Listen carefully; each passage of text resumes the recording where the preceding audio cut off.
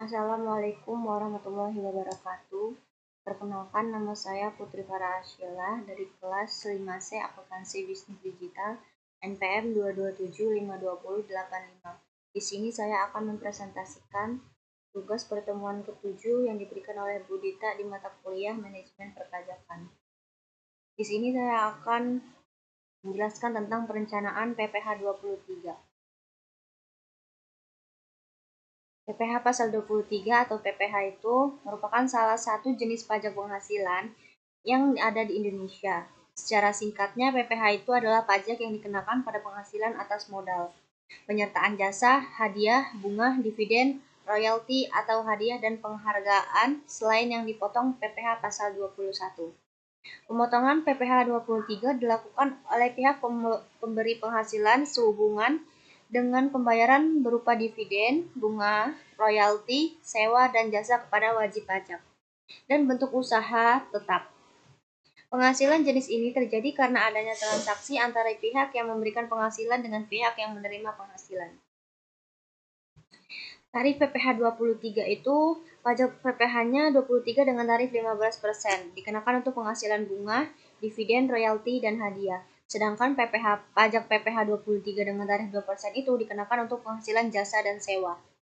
Untuk jasa PPh 23 meliputi jasa teknik, jasa manajemen, jasa konstruksi, jasa konsultan, dan jasa lainnya yang dijelaskan dalam Peraturan Menteri Keuangan Nomor 141 PMK 03/2015 yang mulai berlaku pada tanggal 24 Agustus 2015.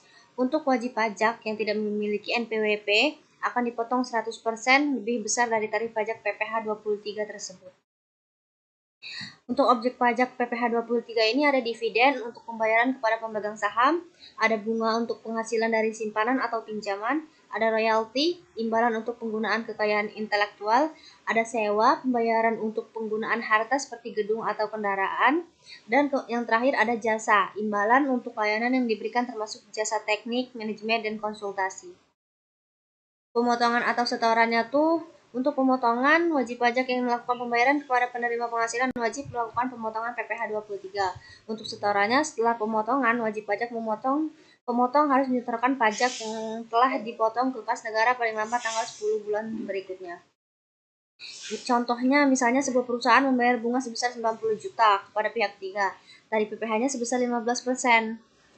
Jadi, perhitungannya itu adalah jumlah bruto dikali tarif 90 juta dikali 15% sama dengan 13.500. Perusahaan tersebut perusahaan tersebut tuh harus memotong sebesar 13.500.000 dari pembayaran bunga menyetorkan ke kas negara. Kepatuhan dan sanksi. Untuk risiko pajak, kegagalan dalam mematuhi ketentuan PPh 23 dapat mengakibatkan denda dan sanksi administratif. Kemudian untuk kepatuhan, pentingnya menjaga dokumentasi yang baik dan pemahaman yang mendalam tentang kewajiban perpajakan. Jadi kesimpulannya itu, perencanaan PPh 23 yang baik dapat membantu wajib pajak dalam mengelola kewajiban pajak secara efektif dan mematuhi peraturan perpajakan yang berlaku. Melalui perencanaan yang matang, wajib pajak dapat meminimalkan beban pajak dan menghindari masalah hukum di masa depan. Dengan memahami dan menerapkan perencanaan PPh 23 secara tepat, wajib pajak dapat mencapai tujuan bisnis sambil tetap mematuhi kewajiban perpajakan. Demikian yang bisa saya sampaikan. Jika ada kekurangan dan salah kata, saya mohon maaf. Assalamualaikum warahmatullahi wabarakatuh.